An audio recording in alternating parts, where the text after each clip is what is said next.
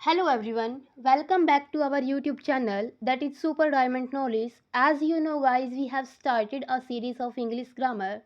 We have discussed two topics that were noun and pronoun already. In our today's video, we are going to discuss the most important topic of English grammar, that is the verb. So without taking too much time, let's get into the video. The first question is that how can we define a verb? A verb जिसे हम हिंदी में क्रिया बोलते हैं उसको हम कैसे define कर सकते हैं. So we can define the word a verb in these words. A verb is the main ingredient of a sentence. जो वर्ब होती है वो किसी भी सेंटेंस का मेन इंग्रेडिएंट यानी कि एन इम्पॉर्टेंट एलिमेंट होती है. No sentence can be completed without a verb. कोई भी सेंटेंस किसी वर्ब के बिना कंप्लीट नहीं हो सकता. A verb is the action word of the sentence. जो वर्ब होती है वो किसी भी सेंटेंस का एक्शन वर्ड होती है. It tell us what a person और थिंग डज और पोजेस. यह हमको बताते हैं कि कोई भी व्यक्ति क्या करता है या कोई भी वस्तु क्या पोजेस करती है. A verb is a word that denotes A state of being, possession और एन एक्शन. जो वर्ब होती है वो हमें किसी की दशा यानी किसी की होने की कोई स्टेट, पोजेशन यानी कि अधिकार, एक्शन यानी कि कार्य को वो दर्शाती है. For example, the mango tree is tall. आम का पेड़ लंबा है. इस सेंटेंस में स्टेट ऑफ बीइंग दिखाया गया है. In the second sentence we have a car. हमारे पास एक कार है. इसमें पोजेशन यानी कि कार के ऊपर अधिकार को दिखाया गया है. In the third sentence the boy kept his bag on the table. लड़के ने अपना बैग टेबल पर रखा. जो वर्ड इसमें कैप्ट है वो उस किसी लड़के के एक्शन को वो दिखा रहा है. So the next question is that how many types of verbs are there in English grammar? There are 7 type of verbs in English grammar and their names are as finite verb, non-finite verb, action verb, helping verb, linking verb, regular verb, irregular verb. In short, finite verb क्या होती है? This is indicative of number singular और plural. यह हमको किसी के number को दर्शाती है, जैसे कोई संख्या एक वचन है या बहुवचन है. Non finite verb used as noun, adverbs and adjectives. जो नॉन फाइनाइट वर्ब है उसको नाउन, एडवर्ब और एडजेक्टिव के रूप में इस्तेमाल किया जाता है. नाउन हम ऑलरेडी डिस्कस कर चुके हैं एक वीडियो में, और एडवर्ब होती है जो वर्ब को क्वालिफाई करती है. The word that qualifies the verbs. And जो एडजेक्टिव होता है वो विशेषण होता है जो हमको नाउन और प्रनाउन की विशेषता बताता है. थर्ड है action verb. Talk about what the subject is doing in the sentence. यह हमको उस चीज़ के बारे में बताती है कि सब्जेक्ट वाक्य में क्या कर रहा है. हेल्पिंग वर्ब क्या होती है? Help the main verb in the sentence by extending the meaning of the verb. जो हेल्पिंग वर्ब होती है वो सेंटेंस में मेन वर्ब के मीनिंग को वो एक्सटेंड करती है. लिंकिंग वर्ब क्या होती है? Connect the subject to a noun और एडजेक्टिव. ये किसी भी सब्जेक्ट को नाउन और एडजेक्टिव से वो कनेक्ट करती है. रेगुलर वर्ब क्या होती है? Verbs that form their past participle with D और ई डी. रेगुलर वर्ब वो होती हैं जो सेकंड फॉर्म और थर्ड फॉर्म में चेंज करने पर अपने साथ डी और ई डी लगा लेती हैं. इरेगुलर वर्ब क्या होती हैं? Verbs that change their form completely. Way verb होती हैं जो अपने फॉर्म को कम्प्लीटली चेंज कर लेती हैं. In the upcoming slides, we will discuss all these types of verb in details. So these types we have already discussed. The first one is finite verb, non-finite verb, action verb, helping verb, linking verb, regular verb or irregular verb. So the first is that we discuss is finite verb. Finite verb क्या होती है इसको हम detail में discuss करेंगे. Finite verbs are such kind of verbs that have a definite relation with the subject or noun. Finite verb ऐसी verb होती है जिनका सब्जेक्ट और नाउन से डायरेक्ट रिलेशन होता है, एक डेफिनेट रिलेशन होता है. Usually these verbs are the main verb of a clause or sentence and can be changed according to the noun. ये किसी भी सेंटेंस में नाउन के अकॉर्डिंग चेंज हो जाती हैं और main verb of a class, और ये क्लॉज की मेन वर्ब होती हैं. They are used only in the present and past tense. इनको सिर्फ प्रेजेंट और पास्ट टेंस में यूज़ किया जाता है. They can be indicative of number singular और प्लूरल, ये हमको सिंगुलर और प्लूरल के बारे में भी इंडिकेट करती हैं। फाइनाइट वर्ब के कुछ एग्जाम्पल हैं। Here are some of the examples of finite verbs. The first one is he attends his class regularly. Change of person, change of person यानी कि पर्सन के अकॉर्डिंग ये चेंज हो रही है। अब यहाँ पे जो ही वर्ड है वो क्या है, सिंगुलर है, इसी वजह से इसमें, और ये प्रेजेंट टेंस है, because here the first form of verb and S और S E S is used with it. और जो नेक्स्ट है, they attend the class regularly. They attend the class regularly, उन्होंने क्लास रेगुलरली अटेंड की। अब जो ये अटेंड है वो दे के अकॉर्डिंग चेंज हो गया। ही के अकॉर्डिंग इसमें फर्स्ट फॉर्म के साथ एस या ई एस लगा था, बट इसमें जो है एस या ई एस नहीं लगा। तो ये क्या हुआ guys, usually these verbs are the main verb of the clause और सेंटेंस। ये क्लोज और सेंटेंस की मेन वर्ब होती हैं। And the most important line, these can be changed according to the noun. इन दोनों सेंटेंसेस में ही नाउन है और इसमें दे नाउन है। तो जो ये वर्ब है अटेंड्स और अटेंड, ये किसके अकॉर्डिंग चेंज हुई है, अकॉर्डिंग टू नाउन। जो फाइनाइट वर्ब वो होती हैं जो नाउन या सब्जेक्ट के अकॉर्डिंग चेंज हो जाती हैं, वो फाइनाइट वर्ब होती हैं। In the third sentence look at this, they attended the class regularly. Change of tense, ये टेंस के अकॉर्डिंग भी चेंज हो जाती हैं। So in short, what we can say that finite verbs are those verbs which changes according to the noun, subject or tense. Let's move to the next one. These are non-finite verbs.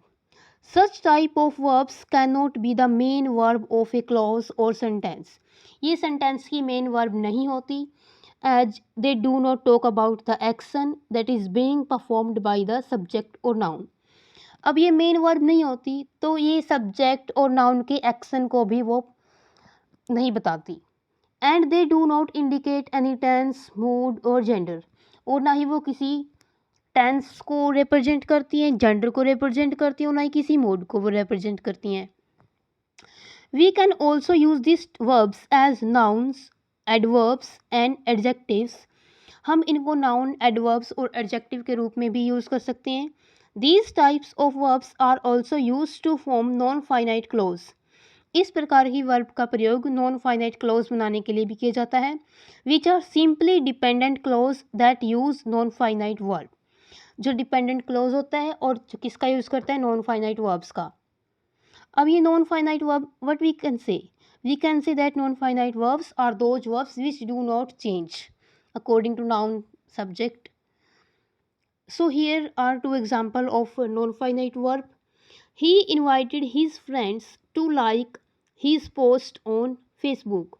उसने उसके friends को invite किया क्या करने के लिए, to like his post on Facebook. तो इसमें जो नॉन फाइनाइट वर्ब है वो कौन सी है, to like. They invited their friends to like their post on Facebook, ये नॉन फाइनाइट वर्ब के एग्जाम्पल है। सो इससे हमको क्या पता चला, यहाँ पे ही नाउन है और यहाँ पे दे नाउन है, बट जो फाइनाइट वर्ब है टू लाइक वो क्या दोनों में सेम है। So what do we find here, we find here that non finite verb do not change according to the noun और subject, and they do not talk about the action that is being performed by the subject or noun, और ना ही वो उस action के बारे में बताती जो नाउन और सब्जेक्ट के द्वारा परफॉर्म किया जाता है। Let us move to the next one. Example, in the above sentences the verb to like is not affected by the change in tense and number. अब नंबर कैसे चेंज हुआ, look here, यहाँ पे ही use हुआ है और यहाँ पे दे यूज हुआ है, यहाँ पे सिंगुलर है और यहाँ पे प्लूरल है, बट जो नॉन फाइनाइट वर्ब है टू लाइक वो दोनों में सेम है, वो चेंज नहीं हुई है। So it is a non finite form of the verb, इस प्रकार से यह एक नॉन फाइनाइट फॉर्म की वर्ब है। More examples of for non finite verb, इसके कुछ और एग्जाम्पल देखिए। He loves camping in the woods, उसे जंगलों में कैंपिंग करना पसंद है। अब जो वर्ड है यहाँ पे कैंपिंग, उसको ये करना पसंद है, Here the non-finite verb is camping and it is used as noun. जो इसमें नॉन फाइनाइट वर्ब कौन सी है, ये कैंपिंग है और it is used as noun, इसको एज ए नाउन यूज़ किया गया है, यानी ये किसी के नाम को बता रहा है। ये कैंपिंग करना यानी कि जंगल में अभियान चलाना उसको पसंद है। These kinds of non finite verbs are called gerund. इस प्रकार की वर्ब को क्या बोला जाता है, gerund. This is also the most important topic, gerund. Gerund किसको बोला जाता है, जो एज ए नाउन यूज होती हैं। और उनका स्ट्रक्चर क्या है, first form of the verb plus ing is there in gerund. The next example is I need to go to sleep. मुझे ज़रूरत है किस चीज़ की, जाकर सोने की। Here the non finite verb phrase, यहाँ पे verb phrase की यूज़ हुई है। is to sleep, is it is acting as a noun, to sleep. Here to sleep is non finite verb and it is acting as a noun, और एक noun के रूप में काम कर रही है। Non finite verbs that use to, वो नॉन फाइनाइट वर्ब जो पहले अपने साथ टू यूज करती है उनको क्या बोला जाता है, इन्फिनेटिव्स। हमने यहाँ पर दो इंपॉर्टेंट टॉपिक पढ़ लिए हैं, gerund and infinitives. And in the third sentence look at this, the sleeping dog caused a delay. Here non finite verb has plus ing form and is acting as an adjective. यहाँ पे एक adjective का काम कर रही है। The non finite verbs that have ing और ed as suffixes, जिनमें सफिक्सेस के रूप में ed और ing लगा होता है, and cause the verb to become an adjective, और जो क्या करते हैं, किसी वर्ब को एडजेक्टिव बना देते हैं, उनको क्या बोला जाता है, participles.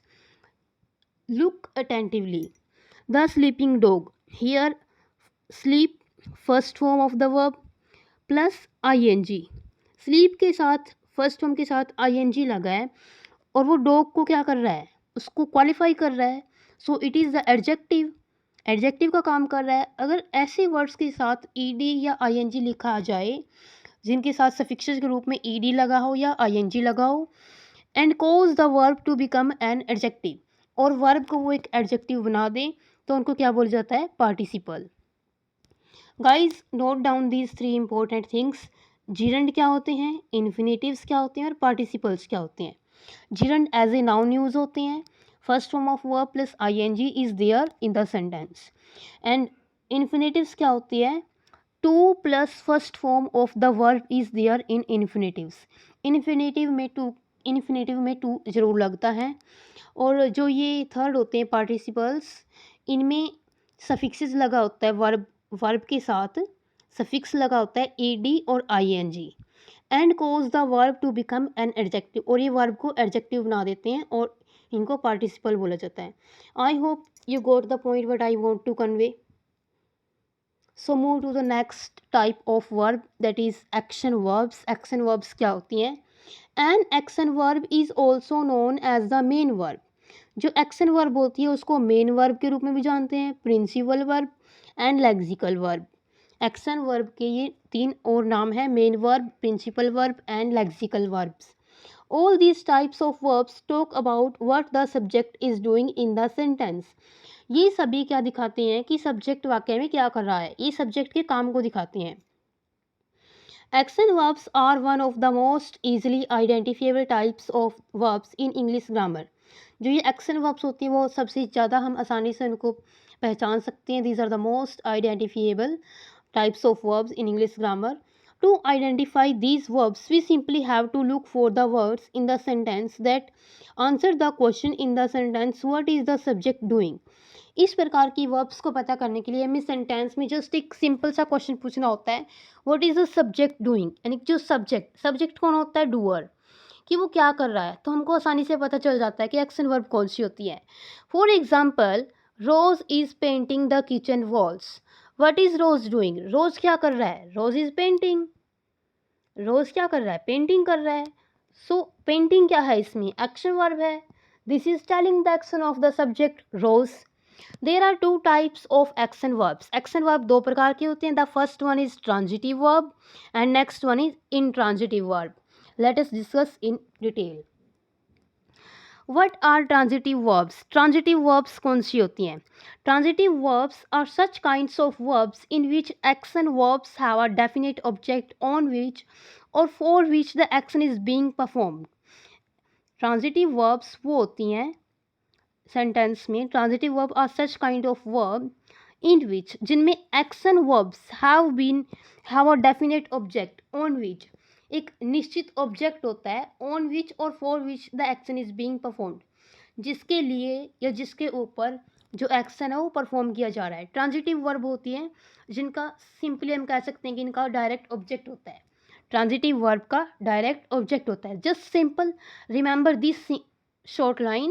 Transitive verb are those verbs which have a direct object, जिनका एक ऑब्जेक्ट होता है. That means the action has a definite recipient or object. To identify them you can ask the question. आप एक क्वेश्चन पूछ सकते हो और आपको आसानी से पता चल जाएगा कि इसमें ट्रांजिटिव वर्ब है या intransitive. What is the object being affected by the verb? कौन सा ऑब्जेक्ट है जो वर्ब के द्वारा अफेक्टेड हो रहा है, उसके द्वारा प्रभावित हो रहा है. So let's understand this with example. Transitive verb के example है. Look at this example. Rose is painting the kitchen wall. Rose kitchen की वॉल्स को पेंटिंग कर रहा है. What is Rose painting? पूछिए रोज क्या कर रहा है. रोज किसको पेंट कर रहा है? The kitchen walls, किचन की वॉल्स को. तो हमको यहाँ पे डायरेक्ट आंसर मिल रहा है कि वो किसको पेंट कर रहा है? किचन वॉल्स को. Thus we see that there is a specific object on which the action is done. यहाँ पर एक विशेष ऑब्जेक्ट है जिसके ऊपर कोई भी एक्शन किया जा रहा है. Let us move to the second part, that was intransitive verb. What are intransitive verbs? These verbs also are shown an action, but here there is no specific object on which the action is being done. ये भी किसी action को दर्शाती हैं but इसका कोई specific object नहीं होता. To recognize these verbs, we ask the question, what is the object being affected by the verb? हम इसमें क्वेश्चन पूछ सकते हैं वही सेम जो हमने प्रीवियसली पूछा था ट्रांजिटिव वर्ब्स को रिकॉग्नाइज करते time. What is the object being affected by the verb? Verb के द्वारा कौन सा ऑब्जेक्ट अफेक्ट हो रहा है. If there is no answer present in the sentence, यदि सेंटेंस में कोई भी आंसर प्रेजेंट नहीं है, we can say that the verb in the sentence is an intransitive verb. इस प्रकार से हम कह सकते हैं कि जो सेंटेंस में वर्ब है वो इंट्रांजिटिव है. In short, if we define it in short words, what is intransitive verbs?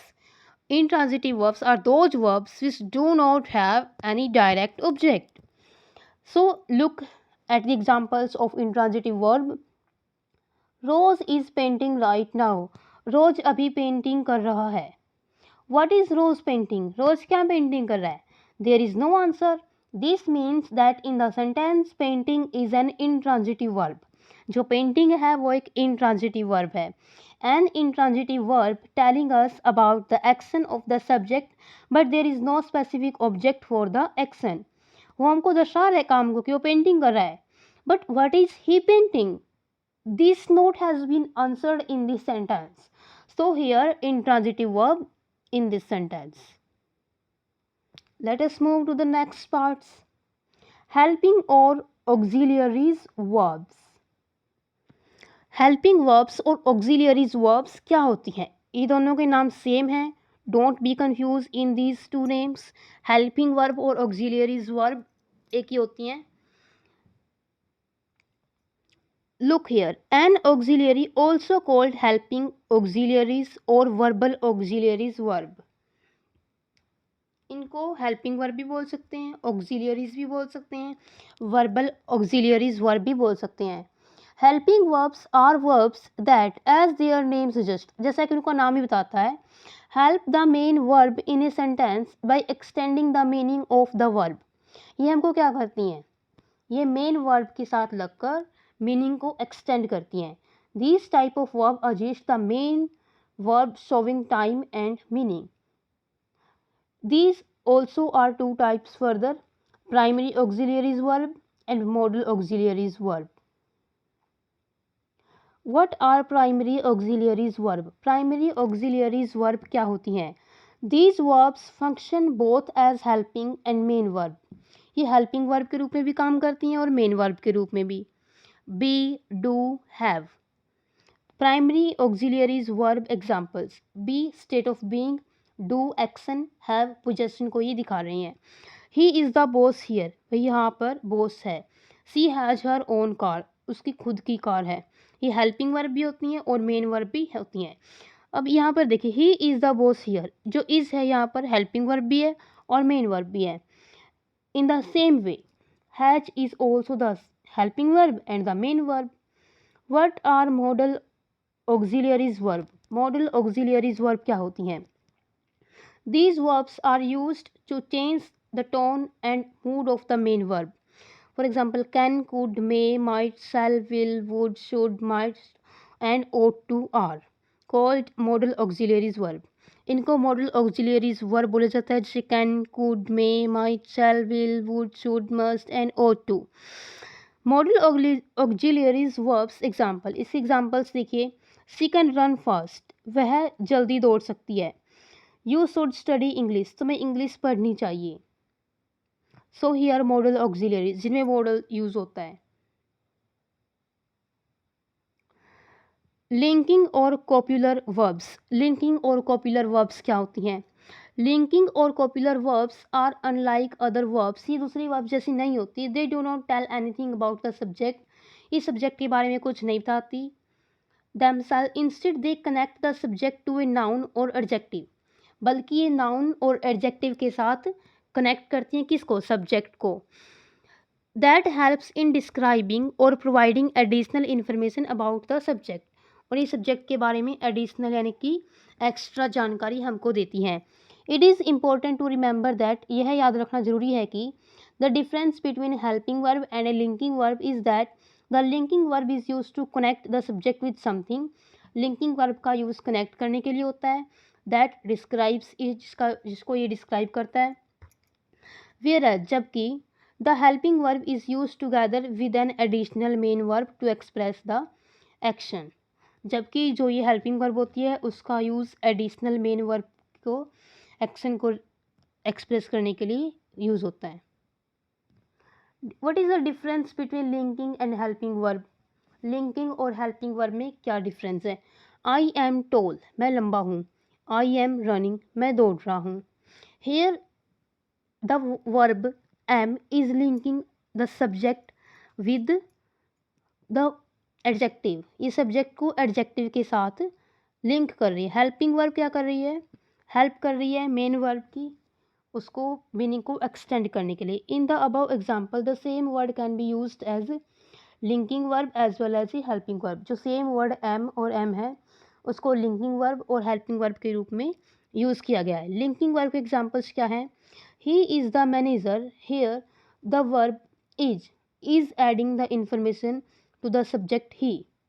जो इसमें इज़ वर्ब है वो मैनेजर के बारे में इंफॉर्मेशन दे रहा है. They are naughty children. जो यहाँ पर आर है is a linking verb joining the subject with complement naughty children. वो चिल्ड्रन की जो एडजेक्टिव बताई गई है नोटी, उसके साथ उसको लिंक कर रहा है. व्हाट आर रेगुलर और वीक वर्ब? रेगुलर और वीक वर्ब क्या होती हैं? Those verbs that form their past participle with D और ई डी एज सफिक्सेस. वो डी और ई डी लगा देती हैं as suffixes are there regular verbs. These verbs do not undergo substantial changes while changing the forms between tenses.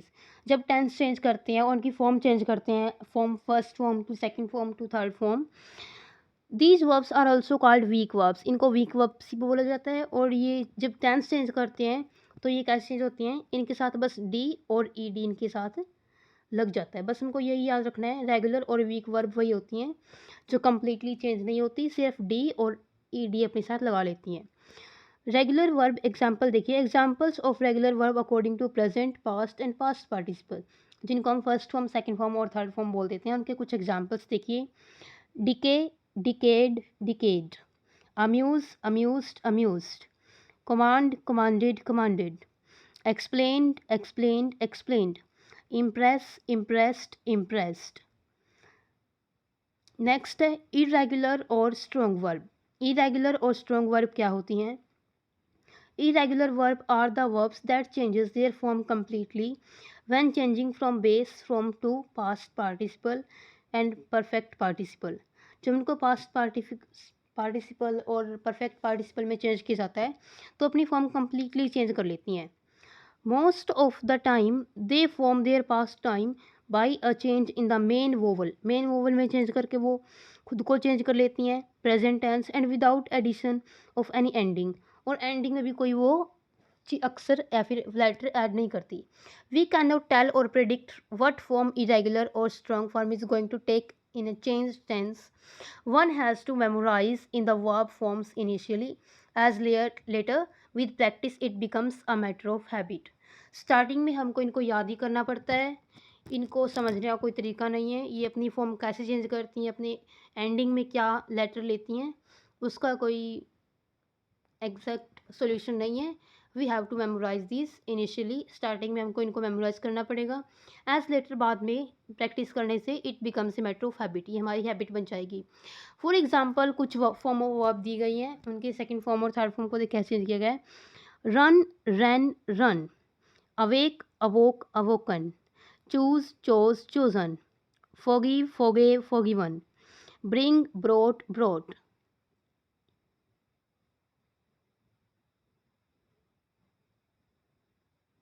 So guys, this was our today's topic.